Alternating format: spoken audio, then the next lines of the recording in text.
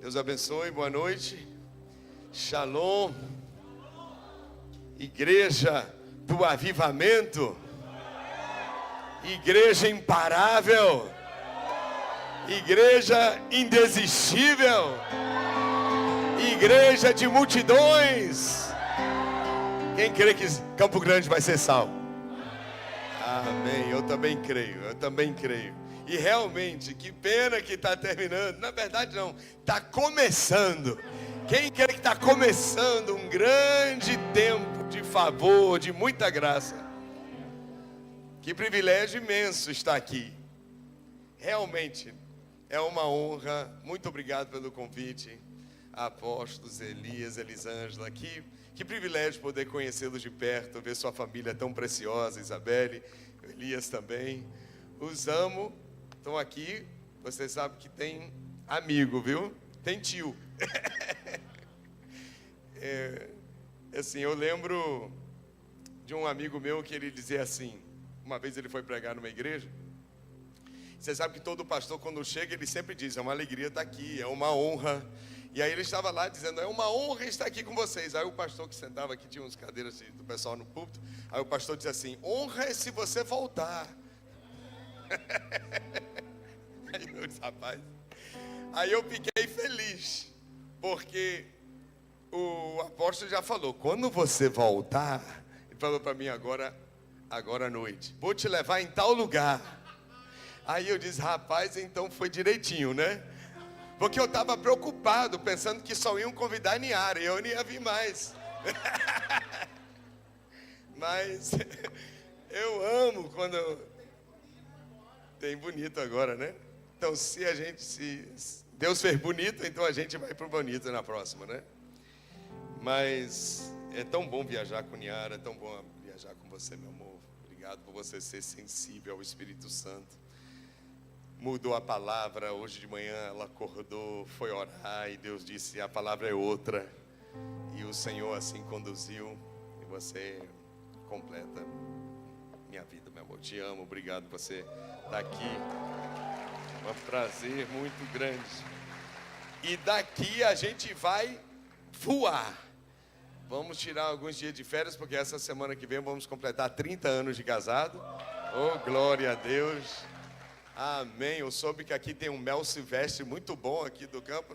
Me contaram. Ninguém entendeu, então tá bom. Deixa quieto, não vou falar mais nada não. É isso. Mas estar aqui esses 3 dias foram maravilhosos. Confesso que tem muitos anos mesmo, que eu não passo 3 dias numa cidade e numa igreja. Hoje em dia é tudo um dia. Vai num dia, prega e vai no outro. Porque tem 4, 5 pregadores e aí cada um mata um dia. E foi uma experiência muito agradável, muito especial de poder viver esse tempo com vocês. Então agradeço por esse carinho. Estar aqui hoje com os apóstolos, que tremendo. Apóstolo Nelson, também apóstolo Olívia, vocês não têm ideia do carinho que eu tenho por suas vidas. Não sei se eu consigo demonstrar, mas eu também sou filho de pastor. Meus pais já estão com mais de 80 anos e a honra e o respeito que eu tenho por eles, de tudo que eles cavaram e plantaram, eu sempre declaro, eu sou apenas colheita, sou apenas geração colheita de tudo que eles semearam na vida. E ao olhar para os meus pais com tanto respeito e reverência às suas vidas, quando olho para os senhores, é o mesmo coração, o mesmo respeito e gratidão à sua geração por abrir o caminho para a gente chegar e poder trabalhar com mais leveza. Obrigado, que pode dar um aplauso ao Senhor pela vida deles, pelo serviço, longos anos. Apóstolo João Maria e Sônia também, já nos vemos com alguma frequência já no JKPN, mas obrigado pelo coração verdadeiro que vocês possuem, que Jesus é fácil encontrar em suas vidas, e que esse testemunho, essa raridade possa se multiplicar em tantos. Cada vez que eu estou com vocês, que vocês estão juntos, eu sou muito ministrado. E eu olho para o futuro, cada dia mais eu fico sonhando com momentos assim, com amigos de longas datas, com irmãos, que podemos viajar juntos. Então são inspiração, além de saber do ministério local, que realmente é uma grande luz. E obrigado. E obrigado pelo convite, e espero poder estar juntos lá com a Niara, né? Com a Niara.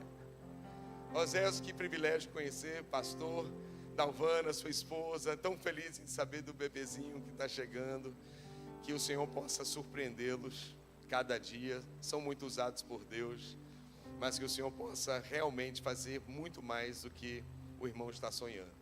Que Deus cumpra, conforme já foi dito aqui nesse altar, infinitamente mais, além daquilo que podemos pedir ou imaginar, conforme o poder que em nós opera, diz a Bíblia. E esse poder está em suas vidas, nada os deterá, todo plano será frustrado, e que o Senhor possa dar algo novo esses dias para vocês. Quero recebê-los na Bahia também, na terra-mãe, útero do Brasil. Gerar uma nova geração de empresários santos para Jesus, em nome do Senhor Deus. E parabéns, Fonte Viva, os amo no coração, e como eu disse a vocês na primeira noite, são bem-vindos em Salvador. Uns irmãos já me disseram, a gente vai tirar férias lá, então eu disse, você tem que ir para a igreja. E quando for lá, me procurem, por favor. E vai ser um privilégio imenso. E poder conhecer agora o castelo mais que forte, né? Foi uma experiência gloriosa, gloriosa. E Niara já disse para mim, né? Tem que levar agora lá no congresso, lá em Salvador. E aí, você sabe, manda quem pode, né? Obedece quem tem juízo. E eu vou obedecer. E vai ser um privilégio recebê-los lá. A Bahia vai amar estar com vocês ali em Salvador, pelo menos na igreja local ali, a primeira igreja batista do Brasil. 142 anos. Na época de Dom Pedro II foi fundada a igreja. E ela está até hoje gerando igreja, gerando pastores, espalhando o evangelho. Vamos plantar mais uma semente lá, em nome de Jesus. Gostaria de convidá-los, por favor, ficar de pé por um minutinho. E a gente clamar mais uma vez ao Espírito Santo para nos tocar, nos ministrar. Quem aqui conseguiu pegar tudinho? Você não faltou uma reunião, nenhum culto. Quem pegou? Ah, pai, você é fominha mesmo você. Parabéns. Muitas sementes, muita colheita. É isso que a Bíblia ensina. Vou pedir para colocar a mão no coração. Eu vou pedir que você mesmo faça uma oração ao Senhor nesse momento. Peça ao Espírito Santo para lhe ministrar. Declara o Espírito Santo que seu coração está livre. Seu coração está aberto para ouvir a voz dele.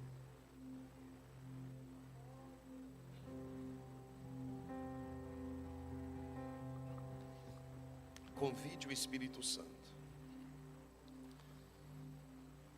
para ser o Senhor desse momento aqui. É Ele que é o pastor sobre todos nós. E nós precisamos da voz dele. Ele é o fôlego da nossa vida.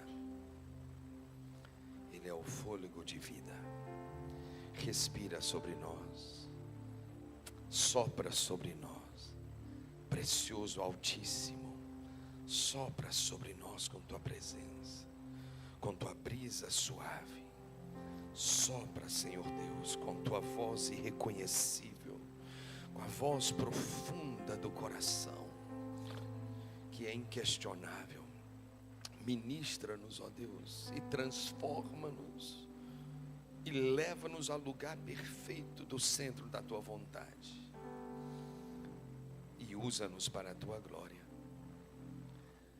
Nós declaramos, querido Espírito Santo, tu és o Senhor, e nós nos submetemos ao teu senhorio, à tua soberania, à tua liderança.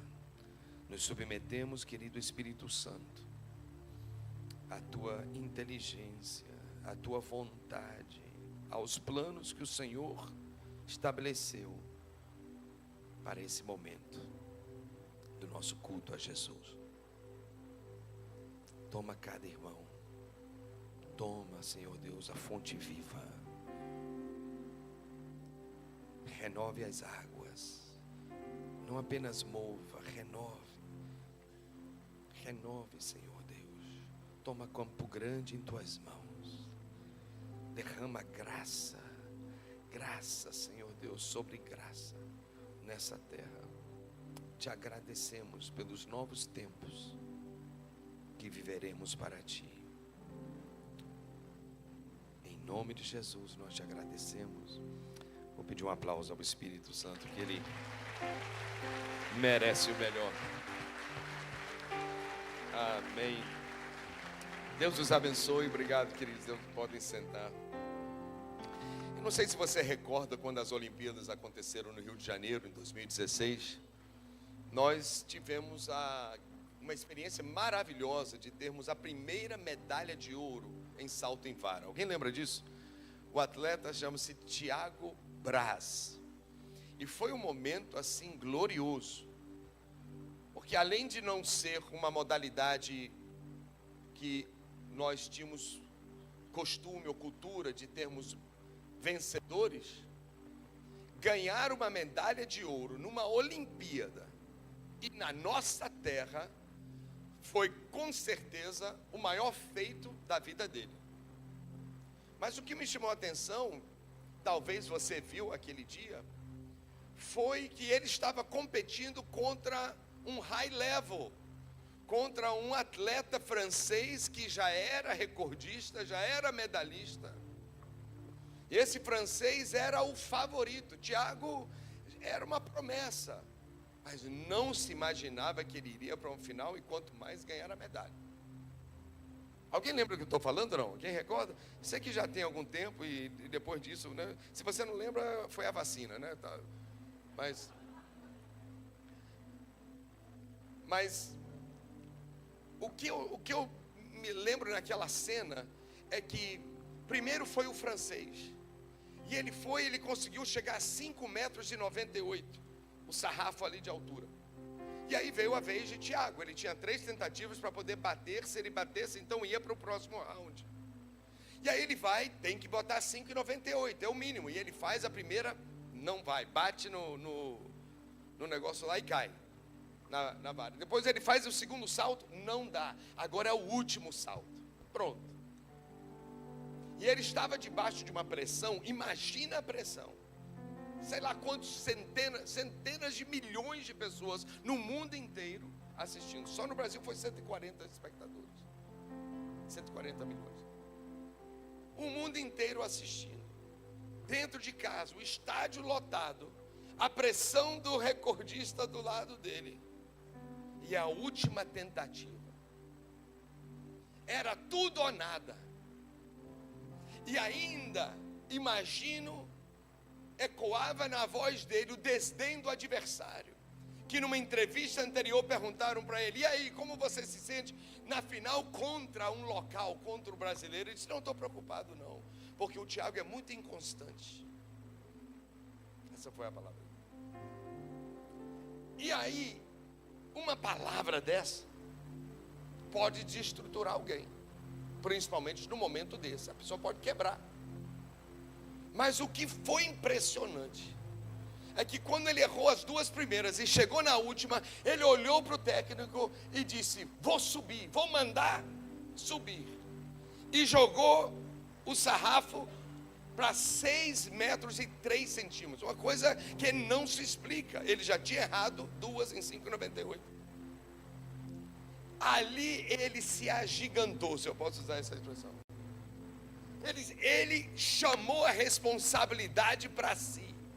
Eu acho que naquela hora o francês estremeceu, porque sentiu a valentia do seu oponente. E um dia, se eu conhecer o Thiago, eu vou perguntar a ele: que ideia foi essa? Da onde veio essa coragem para se arriscar desse jeito? E ele colocou em uma altura que, se ele passasse, seria o recorde olímpico também. Apenas 9 atletas em 100 anos de história das Olimpíadas, apenas 9 conseguiram saltar acima de 6 metros. Aí vai um brasileiro, a primeira vez numa final, joga em cima de um francês, 6,03 de altura. E na hora que ele pega aquele sarrafo e sai correndo com aquela vara sobre os ombros, você já via, da forma como ele corria, ele já via ele como um campeão. Havia algo na face dele, havia algo na postura dele. E quando ele saltou e ele passou, rapaz, eu acho que aquela queda ali foi a mais deliciosa da vida dele. Aí caiu naquele colchão enorme, né, que tem, e a torcida inteira, e o Brasil todo celebrando. Que momento impressionante. Que momento impressionante. Que coragem dele partir para cima e não se intimidar com tanta pressão. Isso me faz lembrar de alguém que eu gostaria de compartilhar com vocês. Alguém na Bíblia que também recebeu desdém do adversário, que também foi desconsiderado pelo seu oponente, em que o gigante chamado Golias, 3 metros de altura, olhou, tem uma expressão lá na Bahia de espirralho, olhou para aquele menino, aquela tampinha, magrinho, e a Bíblia diz que um cajado na mão e algumas pedras, aquele valente, conhecido como campeão dos filisteus. Eu acho que se ele fosse lutador de UFC, o cartel dele ia ser enorme, porque era invicto na batalha. Ninguém conseguia vencer Golias. Inclusive a Bíblia diz que por 40 dias Golias se apresentou na frente de todo o exército de Israel e ameaçou um por um. 40 dias. Haviam 2 montes ali, o exército de Israel de um lado e o exército da Filístia do outro lado, e o seu campeão descia para o vale 2 vezes, pela manhã e pela tarde, e ele ameaçava e chamava qualquer um para a briga. E o acordo era: quem vencesse entre os 2 soldados se tornaria senhor da outra nação. E todos estremeciam. Ninguém teve coragem de ir. E essa é uma história tão famosa, que quem é crente aqui desde menino, você foi para EBD e aprendeu sobre Davi e Golias. Quero convidar você a rever o texto comigo, vamos juntos. 1 Samuel capítulo 17. Primeiro livro de Samuel capítulo 17, a partir do versículo 45. Eu vou ler na versão NAA, por favor. E depois, se tiver aquela imagem bonita aqui com o título do congresso, aí vocês deixam aqui, para a gente lembrar qual é o foco. O foco é frutificar e multiplicar. Quem crê que vai dar muito fruto, diga amém. A Bíblia diz assim, primeiro livro de Samuel, capítulo 17, versículo 45. Davi, porém, disse ao filisteu: você vem contra mim com espada, com lança e com escudo. Eu, porém, vou contra você em nome do Senhor dos Exércitos. Hoje você vai receber essa unção de coragem e ousadia, viu? O Deus dos exércitos de Israel, a quem você afrontou, hoje mesmo o Senhor entregará você nas minhas mãos. Eu matarei e cortarei a sua cabeça, e hoje mesmo darei os cadáveres do arraial dos filisteus às aves dos céus e às feras da terra. E toda a terra saberá, até o Brasil já está sabendo, que há Deus em Israel. Quem pode dizer aleluia?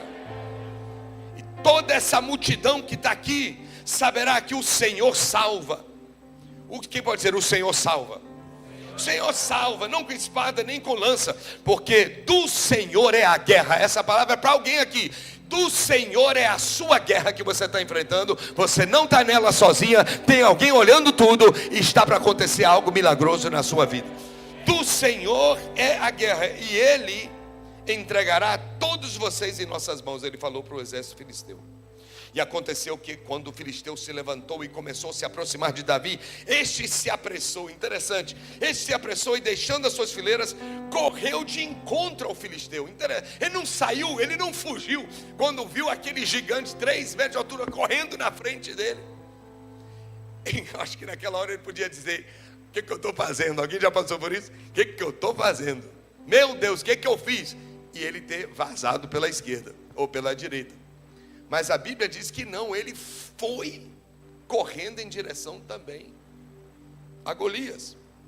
Versículo 49, Davi então meteu a mão no alforje, tirou ali uma pedra e com a sua funda a atirou contra o filisteu, atingindo-o na testa, e a pedra se encravou na testa e ele caiu com o rosto no chão. Interessante, ele não caiu para trás, ele caiu para frente. E assim Davi, quem pode dizer é assim? E assim Davi derrotou o filisteu com uma funda e com uma pedra. Como ele derrotou o filisteu?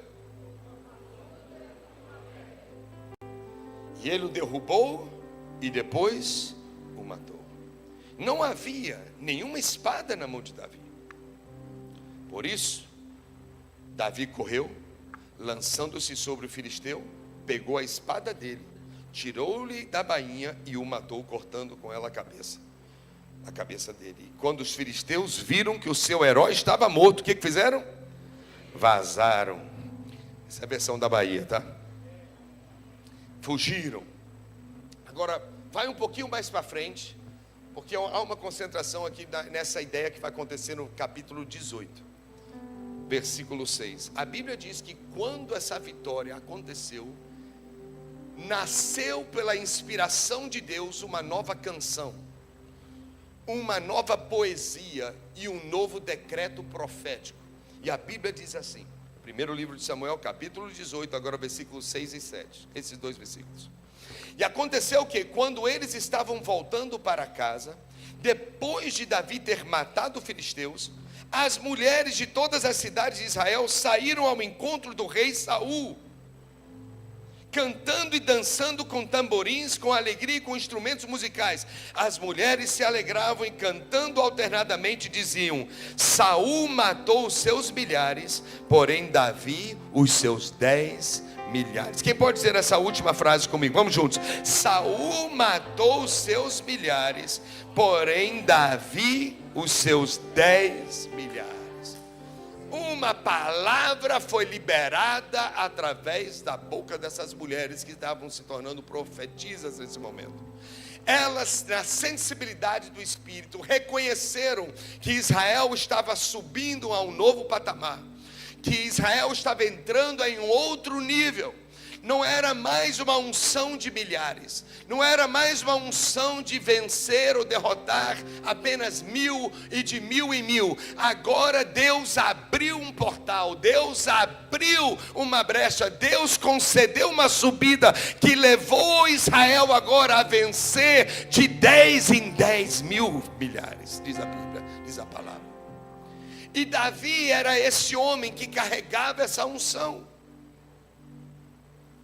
E é impressionante que quando você vai analisar a história de Israel, Davi com essa unção dos 10 milhares, ele vence todas as lutas. É incrível. Todo o desafio que ele recebeu, ele saía e ele era abençoado. Se tornou um grande capitão, se tornou um grande general. E através de Davi, o exército de Israel ficou famoso, ficou temido. As nações estremeciam, porque conheciam os valentes de Davi, conheciam os guerreiros que caminhavam com ele, que não tinham temor, sabiam que o Deus de Israel estava em cada batalha. E dessa forma a fama de Israel cresceu e atravessou muitas fronteiras. Você sabia que existem níveis de conquista? Existem limiares que nós precisamos aprender a romper para que a gente possa alcançar os destinos que Deus tem para a nossa vida. Eu não sei se você já viveu alguma experiência de sentir um teto, de sentir que você se esforça, você tenta, você aplica tudo que você tem de know-how, de experiência, mas parece que bate e não vai e volta, e não atravessa. Há um limite, há uma tampa. No mundo espiritual isso é um limiar. E quando a gente tenta atravessar esse limiar, um gigante sempre aparece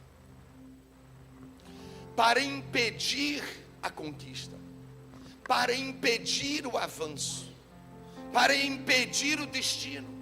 Foi o que aconteceu aqui. Para cada novo nível que você quer entrar de vitória, um novo gigante. Mas não se preocupe, balança alguém e diga assim: não se preocupe, porque a unção, ela é proporcional à missão. Se a sua missão é grande, a unção também vai ser grande na sua vida. E o que não faltou aqui foi favor de Deus. Quem foi que dirigiu aquela pedra ali? Nem o diabo tentou soprar. Já parecia aquelas velas que você vai soprando e ele acende de novo. Não adiantou, o inimigo tentou soprar de tudo o vento, mas não teve jeito. Deus direcionou aquela pedra. Mas o que aconteceu aqui é que Davi também estava rompendo o nível. A Bíblia ensina de que ele já tinha lutado contra um leão e venceu. Já tinha lutado contra um urso e venceu. Cada um no seu desafio. O leão da montanha tinha mais ou menos ali 200 quilos. 1,60 m de altura, ele ficando em pé. E o urso, mais ou menos 500 quilos. Mas aqui vem um gigante de 3 metros de altura. Ele nunca tinha batalhado contra um gigante. Na verdade, ele nunca tinha batalhado nem contra um soldado. Davi não tinha experiência alguma em guerra. Davi não sabia nem usar uma espada. Ele era um pastor de ovelhas. A Bíblia diz que ele conseguia vencer na força do Senhor. E com um cajado ele lutava contra alguns animais. Com um punhal ele conseguiu vencer algum animal. Mas contra um homem treinado em guerra, conhecido como The Champion, não é? O campeão. Está escrito na Bíblia, o campeão. Era algo inédito para ele. E ele encontra uma coragem. Uma coragem. Que quando encontrar o Tiago, vou perguntar: da onde veio a coragem? Quando chegar no céu, vou perguntar a Davi: da onde você encontrou essa coragem? Porque muita gente acha que vencedores não sentem medo. Você está enganado. Muita gente que venceu, que conquistou, que realizou ou atravessou uma situação, atravessou até estremecido. A diferença foi que não permitiu ser dominado por aquilo. Mas existe algo mais forte que o medo. Da onde vem a coragem? Entenda, a coragem não vem da emoção. A coragem vem de um propósito. A coragem vem de uma causa. Quando você tem uma causa, aquilo lhe impulsiona. Quando você sabe que aquilo é justo, quando você sabe que aquilo é correto, quando você sabe que aquilo é de Deus, quando você sabe que você não pode recuar, quando você sabe que Deus está na frente, está te mandando ir, você pode ir, mas você sabe que você não pode deixar de fazer. Não é não sentir medo, é você lembrar do porquê você está fazendo aquilo. Por que você está nessa obra? Por que você está nessa luta? Por que você está tentando ganhar almas? Por que você está lutando pela sua família? Você tem uma batalha. O inimigo às vezes tenta lhe intimidar. Mas aonde vai vir a força para correr na direção dele? Para atacar, para ir avante? Vai vir de uma convicção, como Davi encontrou. Você afrontou o exército do Deus vivo. Deus não vai ficar desmoralizado. Ele vai te dar uma lição hoje, Golias. A força veio daí. E eu creio que todo mundo aqui tem uma causa. Todo mundo tem algo que vale a pena lutar. Vale a pena lutar pelo casamento. Vale a pena lutar pelos filhos. Vale a pena lutar pelos perdidos. Vale a pena lutar pela sua igreja, pela saúde da família, da casa do Senhor. Quem aqui está vivendo alguma luta? Então essa palavra vai ser para você. Essa guerra é do Senhor. Na sua luta, você sabe que a causa é boa? A causa é correta? Se você tem essa convicção, então você pode ter a mesma convicção de que você não está só nesse campo de batalha.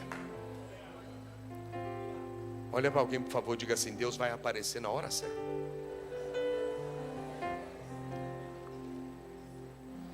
E a Bíblia ensina que Israel agora atravessou um limiar, porque o gigante daquela fronteira chamava-se Golias. Quando eu comecei o ministério com Niara, nós começamos com 8, 10 pessoas. Era nos Estados Unidos. Foi o país onde eu nasci, onde eu cresci, estudei. Mas aí eu conheci uma baiana de 1,54 m, de olhinhos verdes. Tive que ir para o Brasil por um tempo. Consegui convencê-la a casar comigo. E consegui convencê-la a voltar para morar nos Estados Unidos, porque eu entendia que meu futuro era ali. E ali a gente começou a trabalhar com brasileiro, em 1995. Não tinha tanto brasileiro como tem hoje. Tinha bastante, mas não como hoje. Então a gente tinha que garimpar os brasileiros. E era em Miami, Miami Beach, um dos lugares mais difíceis que eu já trabalhei. E ali a gente foi com 10 pessoas, depois 15, 20. Quando fazia feijoada, uma vez por mês, aí apareciam uns 45 pessoas. Ele ficava feliz da vida. E eu comecei a pensar: por que não faz feijoada todo mês? Ou toda semana? E aí daqui a pouco a gente foi para 60, 70, 80. Mas eu vou te dizer, para romper os 100, que dificuldade. Que dificuldade. A igreja parecia que ia romper as 100 ovelhas, e aí voltava para 70, e depois subia para 75, 80, 90, aí voltava para 60. Que luta, que dificuldade. Porque havia um teto, uma resistência espiritual, que Deus estava me ensinando a atravessar. Quando Deus nos chamou para o Brasil, nós deixamos o ministério lá, tinha umas 250 pessoas mais ou menos, e a gente veio para o Brasil. Já tinha aprendido a romper as centenas. Chegamos no Brasil num momento muito difícil da igreja local. Tinha acontecido um racha. Um pastor da igreja, na época, isso foi no ano 2000 agora, quando a visão celular estava debaixo do pior ataque, uma coisa assim, cruel. E pastor da igreja, que meu pai ajudou, nem vou entrar nos detalhes da história, mas esse pastor, de forma ingrata, se levanta no púlpito e diz: todo mundo que não quiser célula me acompanha, domingo que vem vou abrir uma igreja. E ele começou o primeiro culto com 700 pessoas da igreja. E nós estávamos nessa graça e nesse favor. E aí a gente foi crescendo de 100 em 100. Fomos subindo, 700, 800. Mas para romper 1000, foi uma luta, foi uma dificuldade. Era um teto. A gente ia, parecia que tinha 1000, aí descia de novo. Ia aqui. Eu não sei se você já viveu algo a nível pessoal, a nível empresarial. Mas eu tenho uma tendência de espiritualizar tudo. Tem gente que diz: você não pode espiritualizar. Eu sou o contrário. Para mim tudo tem explicação no mundo espiritual. E aí Deus foi nos ensinando o que nós tínhamos que fazer, quais eram os nossos gigantes, o que nós tínhamos que romper para atravessar. E aí a gente foi para a oração, joelho no chão, jejum, clamando a Deus: Senhor, a gente não rompe, Senhor, a gente não cresce, a gente vai, perde, ganha e some. Cadê o povo? A igreja era um ônibus, entrava por uma porta, saía para o outro. A gente pedia o favor de Deus, e o Espírito Santo nos mostrou qual era o nosso Golias. E o Senhor falou para mim claramente: existem 3 potestades que estão segurando a igreja. E o Senhor me disse: primeiro, religiosidade; 2, contenda; 3, miséria. Esses 3 espíritos que operavam na mente das pessoas. Não era nem todas essas questões religiosas que a gente conhece na Bahia. Era uma coisa de mentalidade, cultura religiosa, contenda entre irmãos, desacordo. E onde há desacordo não há unidade. Se não tem unidade, não tem como Deus operar. Ninguém se acertava com nada, com ideia nenhuma. Era espiritual. Não era que as pessoas eram ruins, não era isso. Era algo acima das pessoas. Você consegue entender isso ou não? O problema não estava em ninguém, era algo por cima. Mas que há tempo a igreja estava lutando. E o espírito de miséria, de que Deus aceita qualquer coisa. Nada, para que excelência? Para que isso? Para que um som assim? Para que um LED? Isso é vaidade. É uma cultura. Aqui não tem, eu imagino que aqui não tem isso. Vocês estão bem mais livres e avançados. Mas foi uma luta. Quando o Senhor me falou isso, eu parti para a Bíblia. Mergulhei para descobrir como o espírito de religiosidade opera, como ele trava as mentes, como o espírito de contenda age, como o espírito de miséria também opera, e como derrubamos isso. E isso foi no ano de 2001. E a igreja foi para cima, oração, jejum, e eu pregava toda semana, 3 meses para cada potestade dessa, para a gente entender como, identificar como esse espírito estava agindo, para a gente poder se livrar disso. E marcávamos os dias do jejum e os dias de combate a nível estratégico para derrubar esses principados. Final das contas, todos os 3 caíram por terra, para a glória de Deus Pai. Todos os 3. Foi surpreendente. Nós tínhamos um teto, nós já estávamos 2 anos transicionando a igreja para células. Nós não tínhamos células. E a gente ia para 60 células, caía para 40, 2 anos. Ia para 70 células, descia para 50, não passava, 2 anos não passava. Todo mundo entendia, eu pregava, as pessoas diziam assim: legal pastor, mas ninguém se colocava à disposição. Já tinha uma boa quantidade de gente, mas poucas pessoas realmente, sabe, é como se entenderam aqui, mas não recebiam aqui. Algo travava a visão, o sonho de Deus para o ministério, travava, as pessoas não conseguiam captar. Faz sentido, não entendi pastor, muito legal, que bacana, valeu, boa sorte pastor. E não entravam na visão de coração. Vou repetir, não eram pessoas ruins, pessoas fiéis, frequentando. Podia ter ido com os outros grupos, ficaram, mas algo prendia. Depois que as 3 potestades caíram, no ano seguinte, a gente foi de 60, 70 células para mais de 400 células, em um ano só. 2002, foi um romper de Deus. E aí nós rompemos o limiar dos 1000. E quando você rompe o limiar dos 1000, você agora cresce de 1000 em 1000. E a igreja foi 1000, 2000, 3000, 4000, rápido, bem rápido.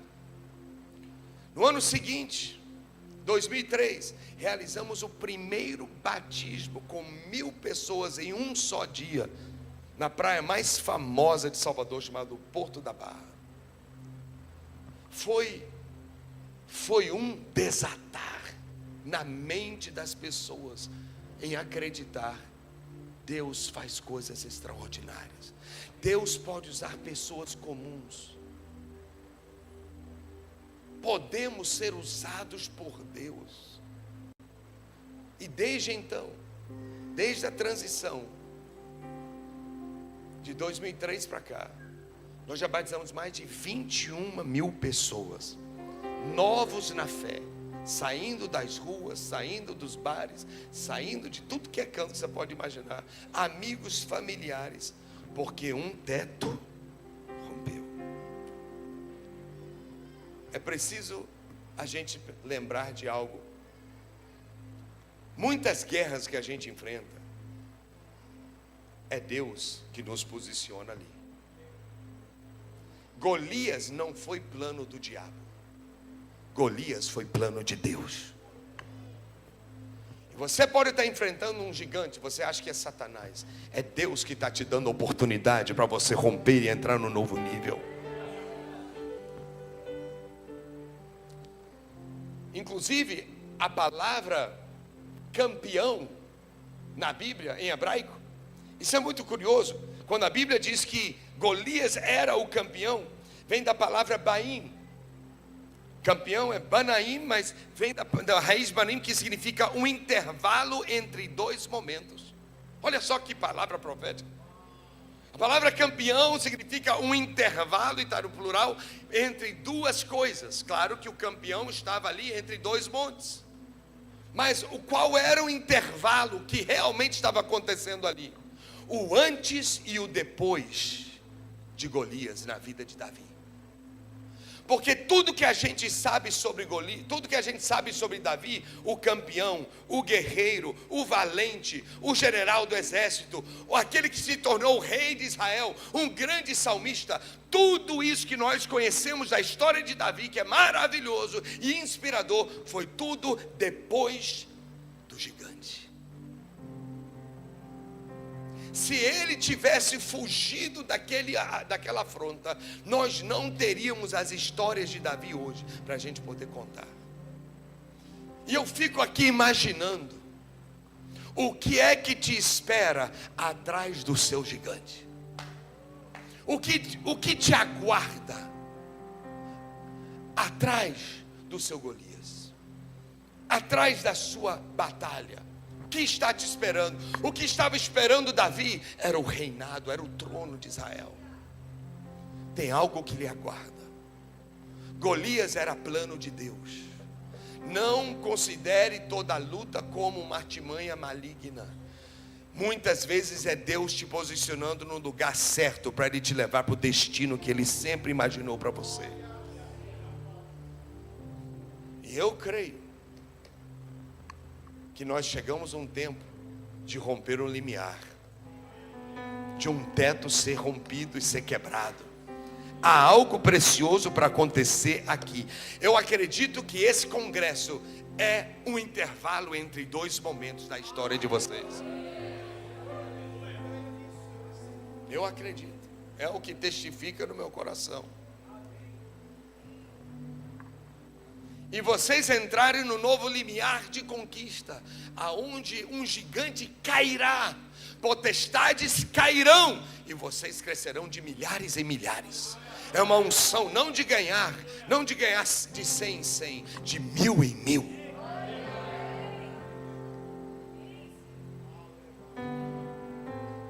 Nós vivemos isso também, quando fomos alcançar os 10 milhares. Uma nova luta, uma outra batalha. Mas Deus nos ensina através das guerras. E nessas batalhas, Deus se revela de uma forma surpreendente. E você descobre que você é muito mais do que você imaginava ser. Quem pode olhar para alguém e dizer assim: Deus usa você também? Quem crê nisso? Agora, a Bíblia ensina que Davi só foi porque ninguém se apresentou. Não tinha ninguém disponível. Nem o próprio Saul, o rei, que você sabe que a maior liderança que existe é a liderança através do exemplo. E nem Saul estava dando exemplo. Há uma expressão até os dias de hoje no exército de Israel, que é chamado as forças de defesa de Israel. É o único exército que tem o nome de defesa, porque eles não são um exército de ataque. Na verdade, estão sempre debaixo de ataque. O exército é treinado para a defesa. E os oficiais de guerra, desde os tempos bíblicos, A história e a cultura é que os oficiais, eles não ficam dentro de um quartel fazendo estratégias de guerra e mandando seus soldados. Eles fazem a estratégia e eles vão para o campo. E no campo eles declaram Kadima, e Kadima significa vamos juntos, avante todos. Por isso que você vê Davi, um general, indo para a guerra. E quando ele decidiu não ir, aí você sabe o que aconteceu com ele. E então, até hoje os oficiais de Israel têm essa linguagem, Kadima. E quando os soldados de menor patente veem os seus oficiais correndo para frente da fronteira, há uma inspiração, há uma força naqueles jovens para verem a vitória de Israel. E o que aconteceu aqui não foi Kadima. Saul ficou escondido. Saul estava com medo. E se todos veem Saul com medo, ninguém estava ali para poder assumir aquela guerra. Mas você sabe por que Saul estava com medo? Não era por causa do tamanho do gigante. Ele não estava com medo por causa do tamanho do desafio. Ele estava com medo por causa do tamanho da brecha que tinha na vida dele. E essa é uma coisa que a gente precisa lembrar. Guerras existem, mas não vai para a guerra com brechas. Tem que fechar as brechas. O capítulo anterior, poucos versículos antes desse confronto, a Bíblia diz que o Espírito do Senhor já tinha se retirado de Saul. E no lugar do Espírito Santo veio um espírito imundo. Ele já não tinha mais a unção, ele já não tinha mais o favor, ele não tinha mais coragem que vinha de Deus. Não fazia mais sentido pessoal aquela guerra para ele. Mas Davi soube fechar as brechas. E a maior arma que você vai ter contra o diabo é a santidade. A maior arma que você vai ter contra Satanás é colocar a sua vida em linha com Deus todo dia. Sua vida diante da cruz, diante do Senhor. Ser perfeito significa, ou melhor, não significa que nunca erra. Significa que sempre é lavado no sangue do Jesus, do nosso Senhor Cordeiro. Buscar o Senhor. Você quer vencer guerras? Quem crê que você vai vencer? E Deus tem algo grande te esperando lá na frente. Tem algo te esperando atrás do seu gigante. Não fuja. Agora, como foi que Davi matou o gigante? Como foi que ele conseguiu essa proeza? A Bíblia diz, olha aqui o texto comigo, mais uma vez, versículos 50 e 51. Assim Davi derrotou o filisteu. Quem pode dizer derrotou? Derrotou com uma funda e o que mais? E uma pedra. Ele derrubou e o matou. Ponto final. Ok? Agora, a Bíblia vem e vai dar um detalhe, um comentário extra, uma observação. O gigante está morto. Agora eu vou dar um detalhe sobre esse confronto. Ele diz: não havia nenhuma espada na mão de Davi. Por isso Davi correu, lançando-se sobre o filisteu, pegou a espada dele, tirando da bainha. O que ele fez agora? Matou, cortando com ela a cabeça. Ele matou o gigante com a própria espada do gigante. Davi não tinha espada, ele não era nem treinado em espada. Ele era treinado em quê? Em que é que ele era bom? A funda, né? Você imagina como era a funda? Ele rodava aquilo ali. Era impressionante. A Bíblia fala que muitos jovens de Israel tinham uma habilidade muito grande com isso. E ele precisava disso também para afastar os animais do rebanho de seu pai. Mas a Bíblia declara que ele não tinha uma espada na mão. E o bicho morreu, ele matou o gigante, foi com a espada. E eu quero dizer para você uma coisa: de que aquilo que te afronta, será justamente o instrumento que Deus vai usar para virar o seu ministério ou virar o seu testemunho.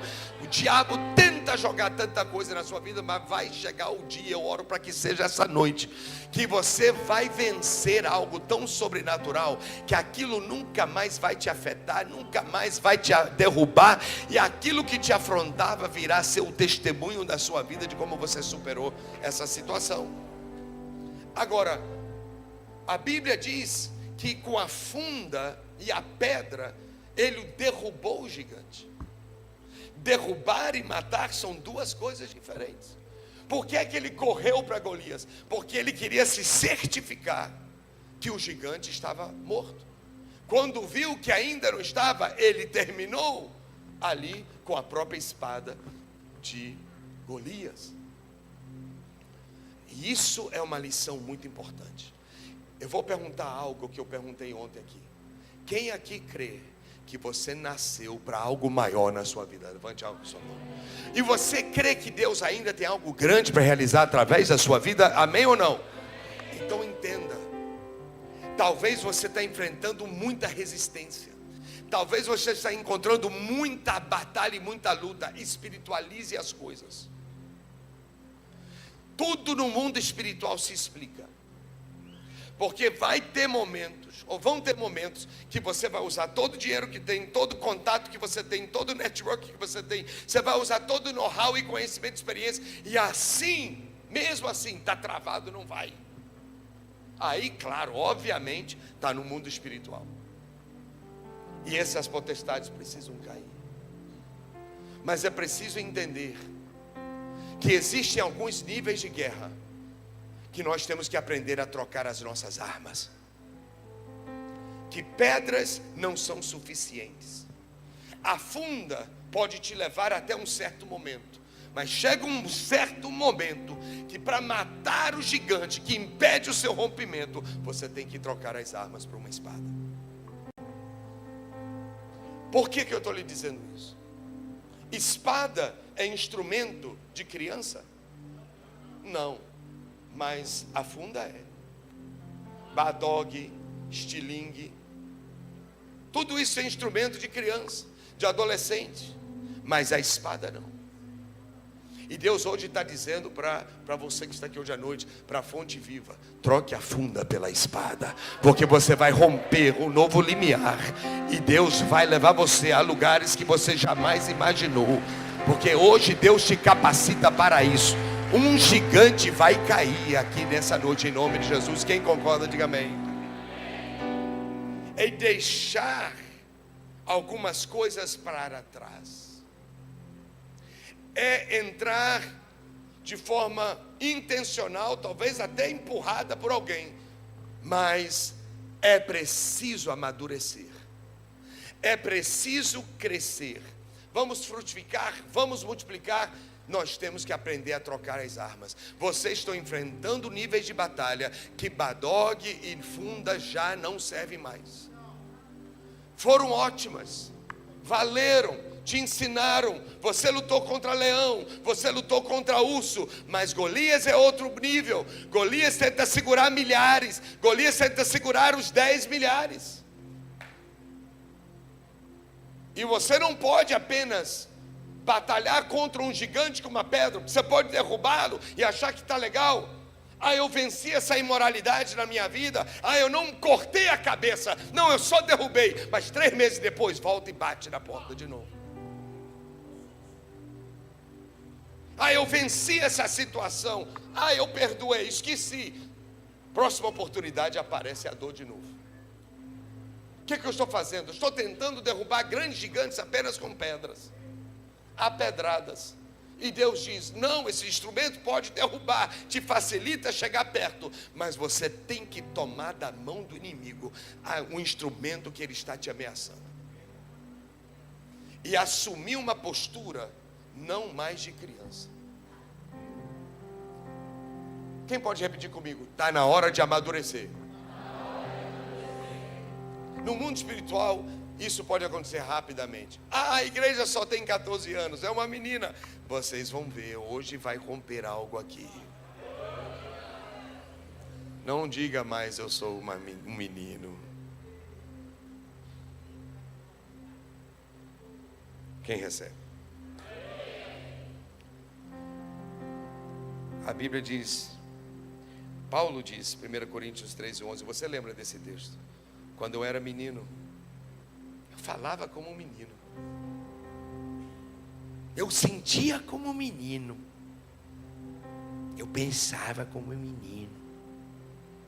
Conhece gente que é menino? Se não fala, fica dodói. Se não dá atenção, fica chateado. Se não ligar no dia do aniversário, fica de mal. Se não chamar para alguma coisa, acha que tem algo errado.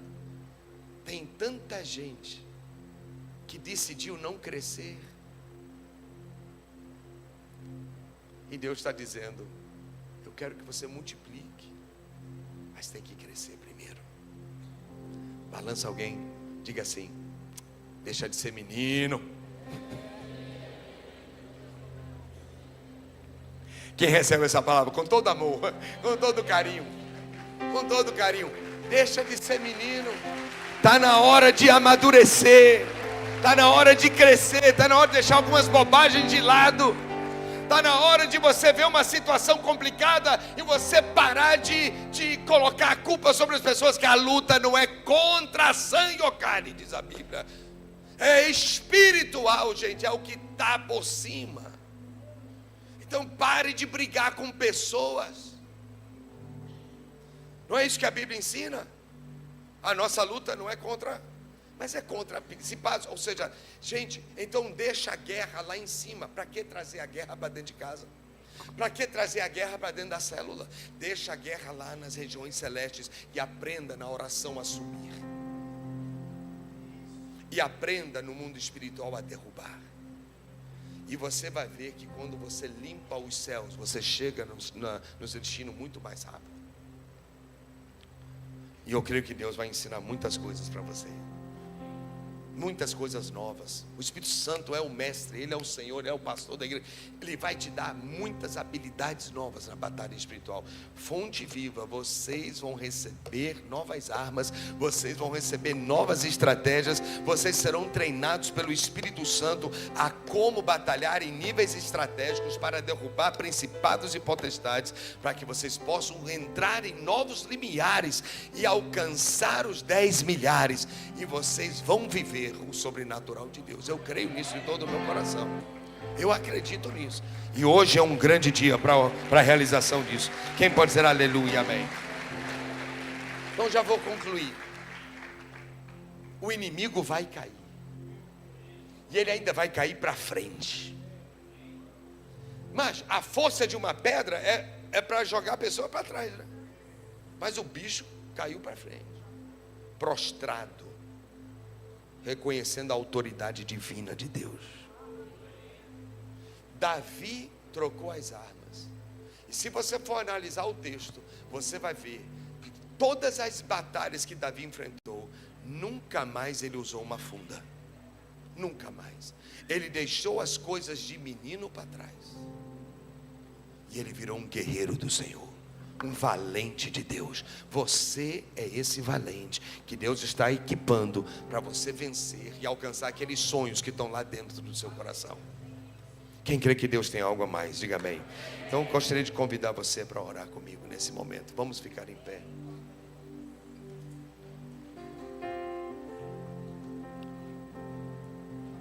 Troque a funda pela espada. Porque existe um limiar a ser rompido. Existe um teto para ser quebrado. E Deus vai deixar claro para vocês. Deus vai deixar claro para vocês quais são essas resistências. E o Espírito Santo vai ensinar claramente a vocês como derrubar essas potestades. E vocês vão ver nitidamente a diferença do antes e depois. Porque Fonte de Vida, vocês estão num intervalo de 2 tempos, de 2 momentos. você crer, se você acreditar, se você desejar, se você estiver disponível para o Senhor, se você estiver disposto para Deus, Ele vai trocar as suas armas hoje.